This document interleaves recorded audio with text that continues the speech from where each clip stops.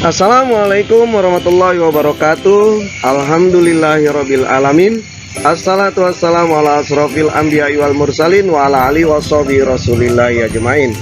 Allahumma sholli ala sayyidina Muhammad wa ala ali sayyidina Muhammad. Rabbi shrah li sadri wa yassir amri wahlul 'uqdatam min lisani yafqahu qawli. Jumpa lagi dengan saya Royke Kontan Semaya Eskom dalam channel Biologi SMIT Taruna Risalah Tanjung Pinang, Tangguh. Baiklah, kali ini kita akan mempelajari tentang ruang lingkup biologi dan kerja ilmiah. Tapi sebelumnya, kalian harus mengetahui kompetensi dasar yang harus dikuasai, yaitu memahami tentang ruang lingkup biologi, permasalahan pada berbagai objek biologi dan tingkat organisasi kehidupan, metode ilmiah dan prinsip keselamatan kerja berdasarkan pengamatan dalam kehidupan sehari-hari. Maksudnya begini, kompetensi dasar adalah kemampuan dasar ya yang harus dimiliki setelah kalian mempelajari tentang ruang lingkup biologi yang berkaitan dengan permasalahan pada berbagai objek biologi dan tingkat organisasi kehidupan. Ya, permasalahan pada tingkat molekul, permasalahan pada tingkat sel, permasalahan pada tingkat jaringan, permasalahan pada tingkat organ, dan seterusnya sampai tingkat yang paling luas atau paling tinggi, yaitu biosfer.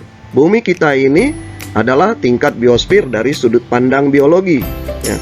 Kemudian, kenapa metode ilmiah dan prinsip keselamatan kerja harus dikuasai juga kompetensi dasarnya? Karena gini, dalam pembelajaran biologi kalian tidak akan terlepas dari yang namanya penelitian-penelitian, apalagi itu dalam lingkup laboratorium.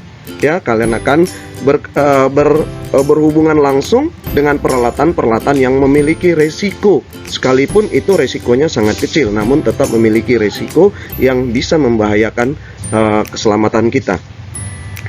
Nah, itulah sebabnya mengapa kalian harus mempelajari atau menguasai kompetensi dasar dalam ruang lingkup biologi dan kerja ilmiah. Pokok bahasan yang akan kita pelajari dalam ruang lingkup biologi dan kerja ilmiah yaitu 1. Biologi sebagai ilmu. Yang kedua, tingkat organisasi kehidupan. Ini yang saya katakan tadi, dari mulai tingkat sel, dari mulai tingkat molekul yang paling kecil, yang paling sederhana, tingkat sel, tingkat jaringan, tingkat organ, sampai ke tingkat biosfer, yaitu bumi kita yang luas ini. Ya, semua kita akan lihat dari sudut pandang biologi.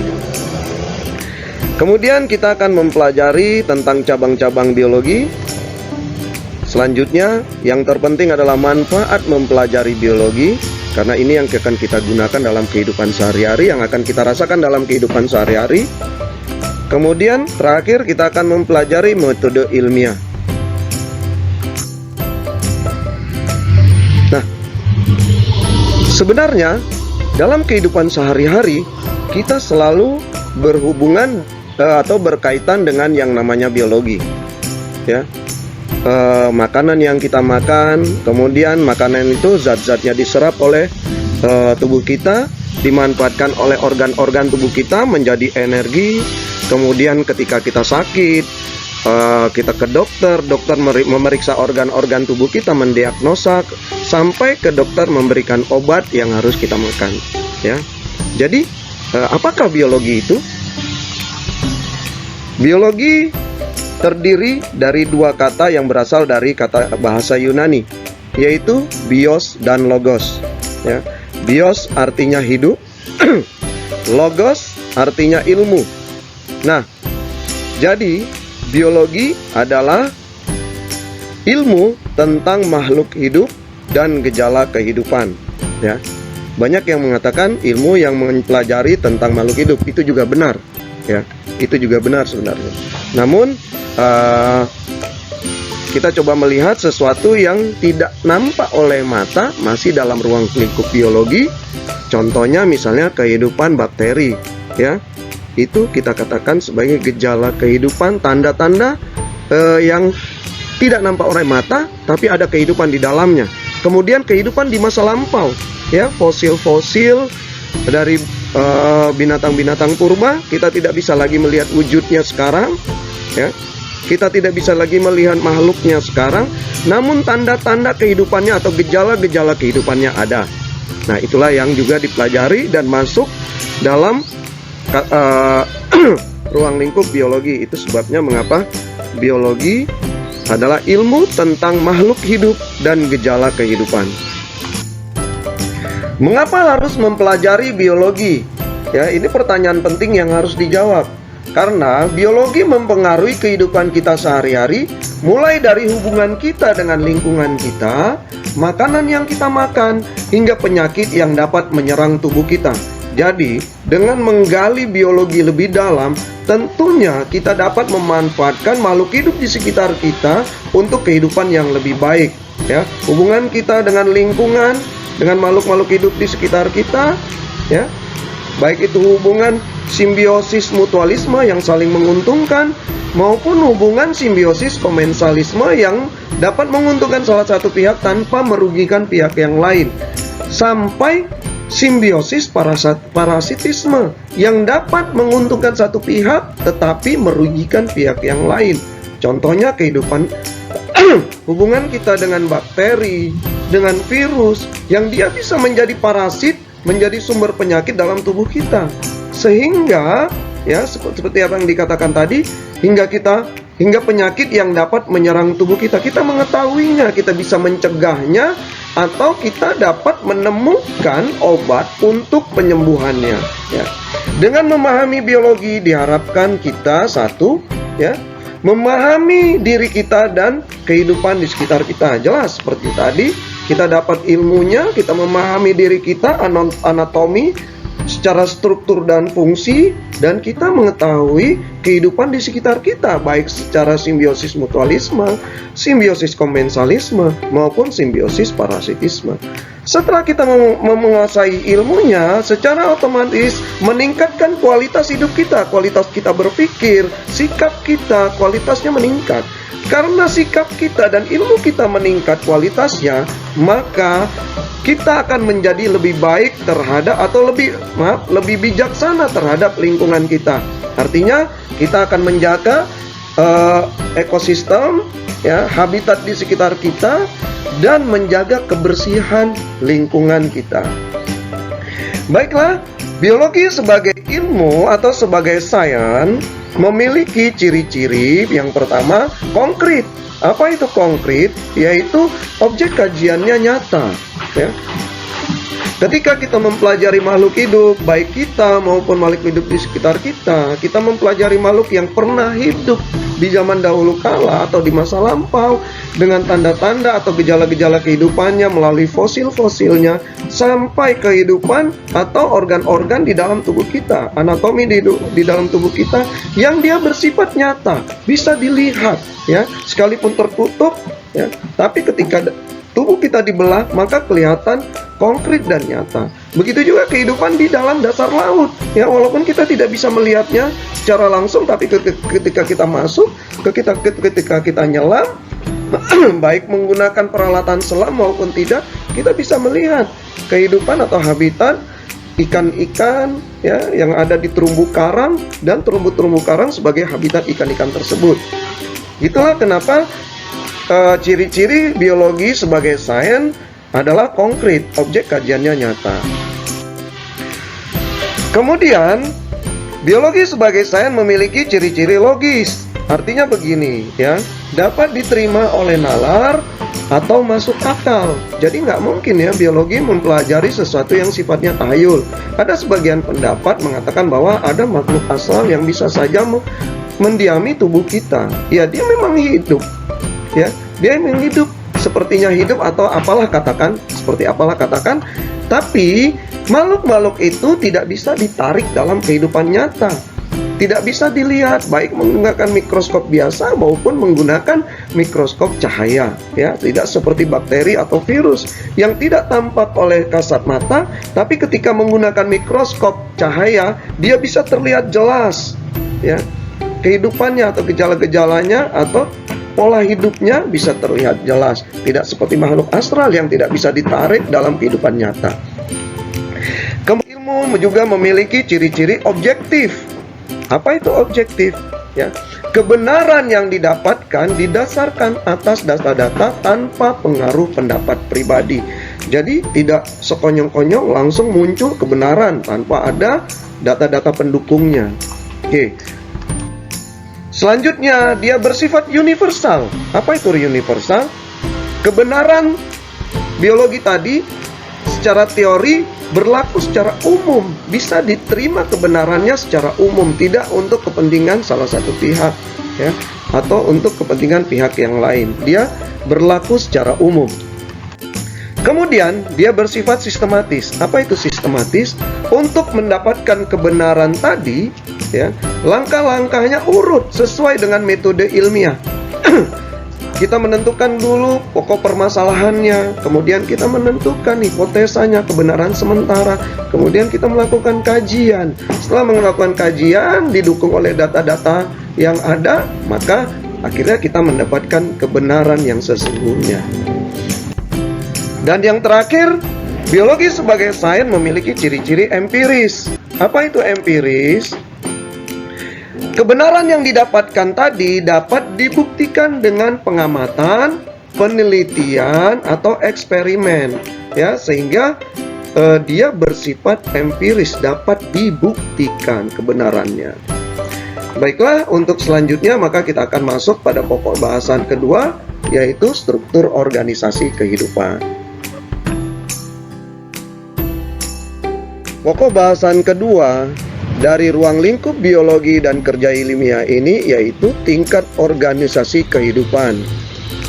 Tingkat organisasi kehidupan adalah tingkatan yang dimulai dari bagian yang paling sederhana hingga yang paling kompleks pada makhluk hidup, yaitu mulai dari tingkat molekul, sel, jaringan, sistem jaringan, organ, sampai pada tingkat biosfer. Dan setiap tingkatan dari organisasi kehidupan memiliki peranan yang penting dalam mempelajari biologi. Setiap permasalahan biologi pun nantinya akan kita lihat berdasarkan tingkat organisasi kehidupan ini. Baiklah, saya akan menampilkan sebuah video yang lebih detail tentang tingkat organisasi kehidupan ini. Berdasarkan tingkat organisasi kehidupan, objek biologi tentunya meliputi berbagai tingkat struktur, ya. Tingkat strukturnya dimulai dari yang paling sederhana atau yang paling rendah sampai yang paling tinggi atau yang paling kompleks. Tingkat organisasi kehidupan pertama yang paling sederhana adalah molekul. Molekul tersusun atas atom-atom yang tentunya kalian sudah tahu, ya, bahwa atom terdiri dari proton, elektron, dan neutron. Nah, contohnya apa sih di molekul ini? Contoh molekul adalah molekul DNA dan molekul air. Molekul-molekul inilah yang nantinya akan saling berikatan, membentuk ikatan yang lebih kompleks, yang selanjutnya akan membentuk struktur organisasi yang lebih tinggi di atas molekul.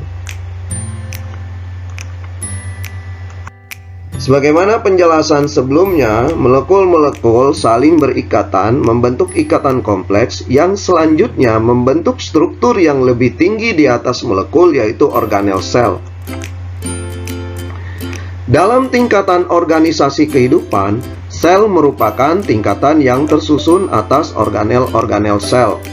Sedangkan sel itu sendiri merupakan unit struktural dan fungsional terkecil dari makhluk hidup karena tak bisa dibagi-bagi lagi, ya.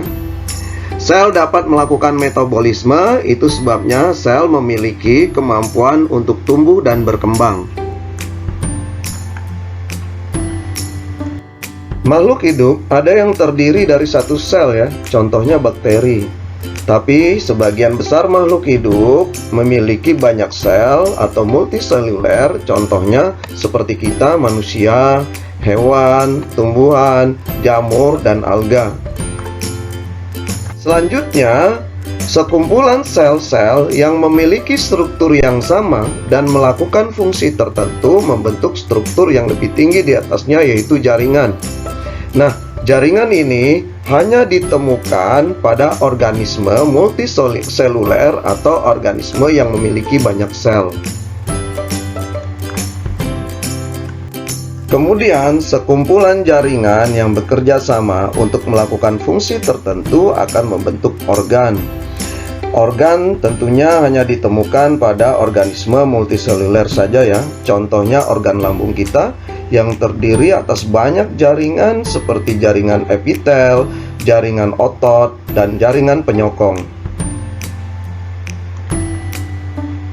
Selanjutnya, kumpulan organ-organ yang melakukan fungsi dan tugas itu saling berkaitan ya, disebut sistem organ. Nah, contohnya sistem pencernaan dalam tubuh kita. Sistem pencernaan ini terdiri dari beberapa organ yang melakukan satu fungsi pencernaan, terdiri dari mulut, kerongkongan, hati, lambung, pankreas, dan usus. Sampai di sini kita bisa melihat semakin kompleksnya tingkat organisasi kehidupan itu ya, dari mulai molekul, sel, jaringan, organ, membentuk sistem organ, dan selanjutnya berbagai sistem organ yang bekerja sama melakukan kegiatan kehidupan membentuk individu atau organisme.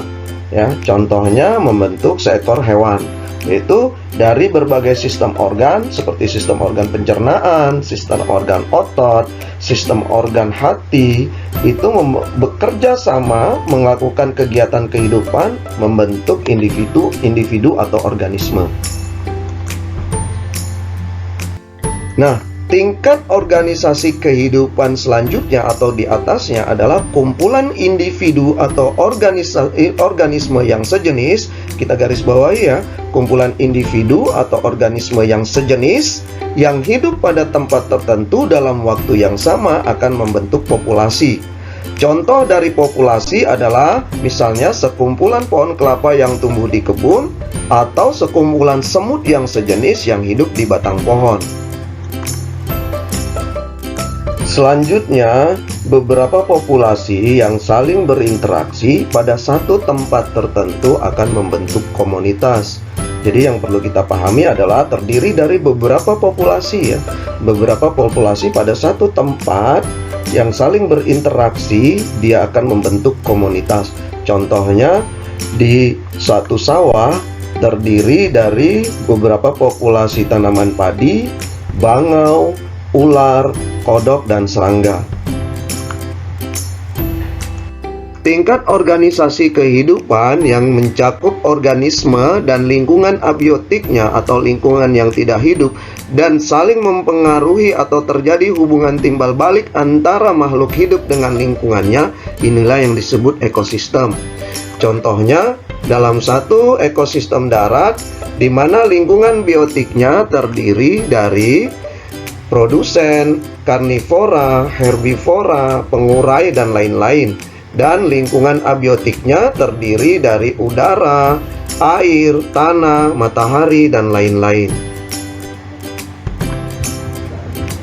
Tingkat organisasi kehidupan selanjutnya adalah bioma, yaitu ekosistem terestrial atau darat yang dipengaruhi oleh iklim regional. Bioma meliputi wilayah yang amat luas dan memiliki ciri-ciri vegetasi, yaitu tumbuhan tertentu yang sangat dominan. Di muka bumi ini terdapat 7 macam bioma, yaitu 1. Hutan hujan tropis, padang rumput, sabana, gurun, hutan gugur, tundra, dan taiga. Dan yang terakhir adalah tingkat organisasi kehidupan yang paling kompleks, yaitu biosfer. Biosfer meliputi seluruh lapisan kulit bumi, air, dan atmosfer di mana kehidupan kita berlangsung. Setelah mempelajari tingkat organisasi kehidupan, kalian semua diharapkan memahami setiap tingkatan dalam organisasi kehidupan dari mulai yang paling sederhana sampai yang paling kompleks, yaitu dari mulai molekul, sel, jaringan, organ, sistem organ, organisme atau individu, populasi, komunitas, ekosistem, bioma, dan biosfer. Karena setelah ini kita akan mempelajari setiap permasalahan yang terjadi dalam ruang lingkup biologi yang kita akan melihatnya dari setiap tingkatan organisasi kehidupan.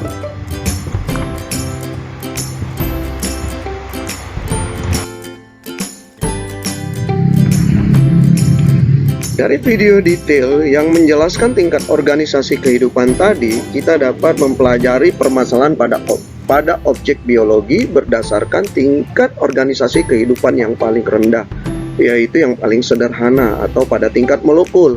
Pada tingkat molekul ini terjadi kelainan pada pembentukan hemoglobin, di mana hemoglobin tidak bisa menjalankan fungsinya dengan normal, sehingga partikel-partikel oksigen itu tidak maksimal terbawa ke paru-paru, sehingga paru-paru kita kekurangan oksigen.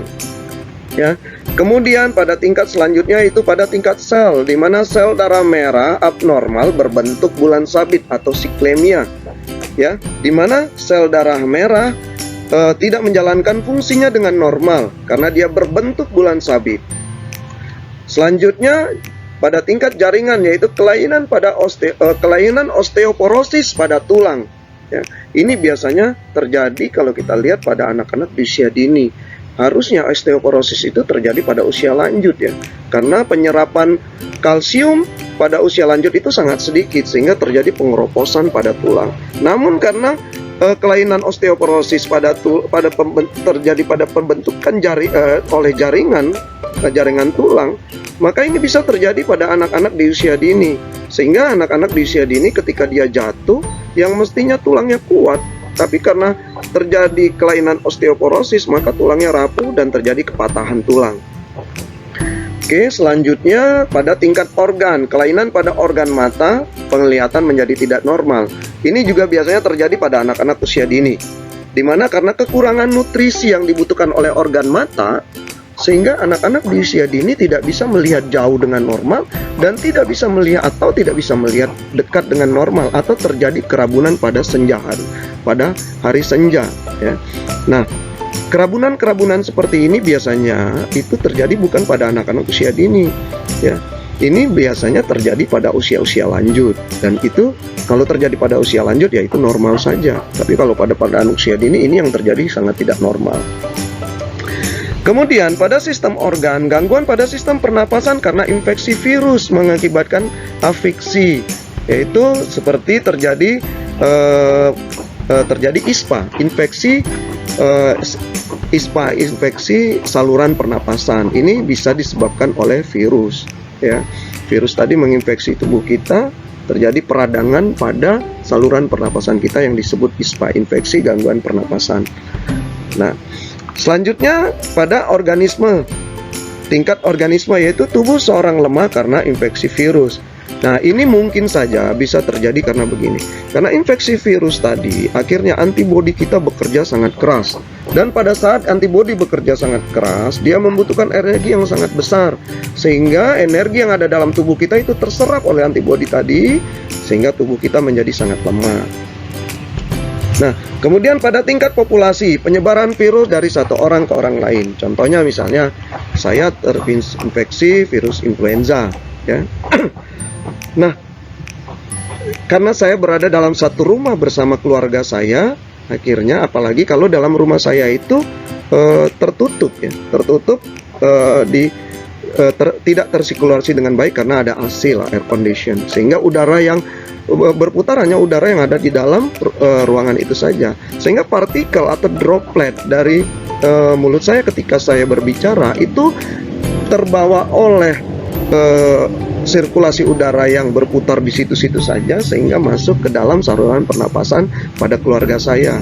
Itu terjadi infeksi di tingkat populasi orang ke orang, sehingga anak saya bisa tertular batuk atau pilek atau demam, atau keluarga saya yang lainnya. Kemudian pada tingkat komunitas, perburuan burung liar terhadap kelangsungan populasi lain dalam rantai makanan. Jadi gini, harusnya sebuah predator itu ketika dia memangsa mangsanya atau makanannya ya, itu misalnya mangsanya burung. Nah, ketika terjadi kepunahan pada jenis burung tertentu, akhirnya dia tidak bisa mendapatkan buruannya, dan dia sebagai predator harus mencari secara mutasi ke tingkat yang lebih tinggi atau tingkat yang lain gitu ya. Nah, ini terjadi sesuatu yang tidak normal pada rantai makanan, jadi sangat bersifat radikal atau liar sekali gitu ya. Kemudian pada tingkat ekosistem, yaitu pembukaan hutan untuk lahan pertanian mengancam habitat satwa liar. Artinya begini, bukan berarti membuka lahan atau membuka hutan itu dilarang, tidak, tapi harus dilakukan dengan terukur, ya. Tidak dilakukan secara liar, apalagi terjadi pembalakan secara liar. Akhirnya apa? Ekosistem terhadap satu satwa yang berhubungan dengan lingkungan abiotiknya itu terganggu. Lingkungan abiotiknya rusak, ya, sumber airnya habis, kemudian tanahnya menjadi tidak subur. Akhirnya satwa liar tadi harus pindah ke tempat yang lain. Nah, iya kalau lingkungan itu atau ekosistem itu cocok. Kalau tidak cocok, maka terjadi kepunahan karena dia tidak bisa bertahan hidup. Nah, kalaupun cocok, pasti terjadi benturan antara satwa yang menguasai sebuah ekosistem dengan satwa yang baru datang, yang pengen juga mengambil manfaat dari ekosistem itu. Itu akan terjadi benturan, akan terjadi perkelahian massal, gitu ya. Nah, kemudian di tingkat yang ke-10 yaitu tingkat bioma. Itu karena pemanasan global akhirnya terjadi mencair es di kutub yang mengancam kehidupan vegetasi dan satwa bioma tundra. Begini. Nah, biasanya kita tidak begitu memperhatikan, ya, apa penyebab dari pemanasan global ini. Biasanya juga bisa disebabkan oleh pembalakan liar, sehingga zat-zat hijau di muka bumi ini jadi berkurang. Akhirnya apa? Bumi menjadi panas. Nah, diharapkan ketika kita sudah mempelajari permasalahan pada objek biologi pada tingkat organisasi kehidupan ini, kita diharapkan menjadi bijaksana. Kita bisa mengantisipasi permasalahan-permasalahan yang terjadi pada setiap tingkat organisasi kehidupan. Nah, contohnya di tingkat bioma yang disebabkan oleh pemanasan global. Dengan menjaga kebersihan itu sebenarnya kita sudah menjaga atau mengantisipasi atau berkontribusi, ya, untuk tidak terjadinya permasalahan global yang sangat besar, pemanasan global yang sangat besar. Karena apa? Ketika kita menjaga kebersihan, secara tidak langsung kita tidak membuang sampah organik pada sembarangan tempat atau terhampar, ya. Kenapa? Karena sampah organik yang terhampar ini secara normal itu akan didatangi oleh organisme pengurai yang pada saat melakukan penguraian itu dia menghasilkan zat asam yang bisa menghasilkan gas metan pada saat penguraiannya. Pada saat penguraiannya itu menghasilkan gas metan. Nah, gas metan yang terlepas ke udara itu menyebabkan pelubangan-pelubangan ozon, sehingga cahaya matahari yang begitu panas bisa masuk tanpa terhalang dan terserap oleh bumi. Akhirnya bumi menjadi panas. Nah, itulah yang menyebabkan pemanasan global. Jadi, ketika kita sudah mempelajari tingkat organisasi kehidupan dan kita mempelajari permasalahan pada objek biologi sesuai dengan tingkat organisasi kehidupan, diharapkan kita menjadi bijaksana sesuai dengan kompetensi dasar yang harus dikuasai.